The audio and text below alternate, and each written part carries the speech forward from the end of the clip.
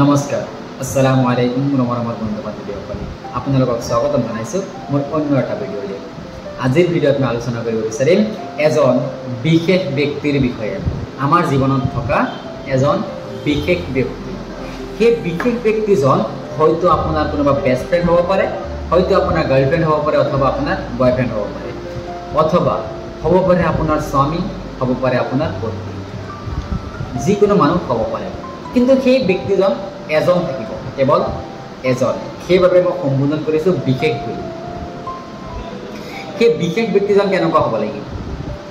বৰষুণৰ হাজাৰ টোপাৰ পানীৰ মাজত আপোনাৰ চকুৰ পানী কোনটো সেইটো বিচাৰি উলিয়াব পৰা ব্যক্তিজনে আপোনাৰ জীৱনৰ বিশেষ ব্যক্তি। কিয় কৈছোঁ?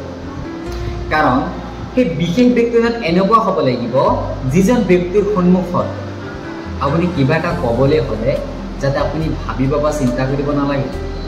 আপোনাৰ যাতে এইটো মনোভাৱ নাহে তেওঁৰ সন্মুখত কিবা এটা কথা ব্যক্ত কৰিব হ'লে যে তেওঁ যদি বেয়া পাই যায়।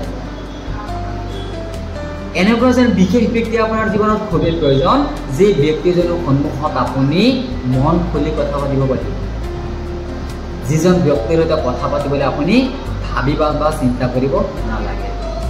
এনেকুৱা এজন ব্যক্তিৰ খুবেই প্ৰয়োজন আপোনাৰ জীৱনত, যিজন ব্যক্তি আপোনাৰ সুখত সুখী হ'ব আৰু আপোনাৰ দুখত দুখী হ'ব। এনেকুৱা এজন ব্যক্তি আপোনাৰ জীৱনত খুবেই প্ৰয়োজন, যিজন ব্যক্তিয়ে আপোনাৰ সুখত আনন্দ কৰিব আৰু আপোনাৰ দুখত চকু পানী পোৱাব। সেই বিশেষ ব্যক্তিজনৰ আৰু কিছুমান গুণ, যেনে কি জানে, আমাৰ জীৱনতো সকলোবোৰ আছে। মা দেউতা, দাদা বাইদেউ, ভাইটি ভণ্টি, বন্ধু বান্ধৱীসকল আৰু বহুত মানুহ, নিজৰ যিবোৰ আত্মীয় লোক, তেওঁলোক, এই সকলোবোৰ থকাৰ পিছতো আমাৰ জীৱনত এজন বিশেষ ব্যক্তিৰ প্ৰয়োজন হয়, যিজন ব্যক্তিয়ে বৰষুণৰ হাজাৰ টোপাৰ পানীৰ মাজত আপোনাৰ চকুৰ পানী কোনটো বিচাৰি উলিয়াব পাৰে। এনেকুৱা এজন ব্যক্তি আপোনাৰ জীৱনত খুবেই প্ৰয়োজন। গোটেই দিনৰ ব্যস্ততাৰ অন্তত, গোটেই দিনটো পৰিশ্ৰম কৰাৰ শেষত সেই আজৰি সময়খিনিত দুষাৰ কথা পাতি মনটো শান্তি পাবলৈ যিটো মানসিক সুখ লাগে, সেইটো পোৱাৰ বাবে এজন বিশেষ ব্যক্তিৰ প্ৰয়োজন।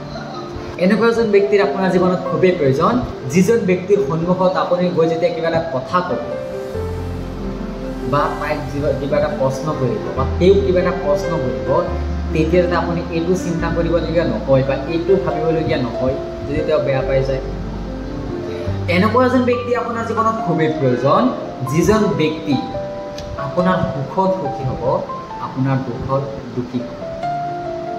কিয় কৈছোঁ কথা? কাৰণ আমাৰ সকলোৰে জীৱনত এনেকুৱা এজন ব্যক্তি খুবেই প্ৰয়োজন, যাৰ লগত আমি মন খুলি কথা পাতিব পাৰোঁ। নিজৰ জীৱনতো বহুত মানুহ থাকে, কিন্তু প্ৰতিজন মানুহৰ সৈতে জানো আমি মন খুলি কথা পাতিব পাৰোঁ? প্ৰতিজন মানুহৰ সৈতে জানো আমি সকলোবোৰ কথা শ্বেয়াৰ কৰিব পাৰোঁ? প্ৰতিজন মানুহৰ সন্মুখতে জানো আমি আমাৰ যিবোৰ ব্যক্তিগত কথা থাকে সেইবোৰ প্ৰকাশ কৰিব পাৰোঁ? নোৱাৰোঁ। এজন ব্যক্তিৰ প্ৰয়োজন আমাৰ জীৱনত, যিজন ব্যক্তিয়ে আমাৰ যিটো মুখেৰে প্ৰকাশ নোহোৱা ভাষা, সেই ভাষাটো যাতে বুজি পায়।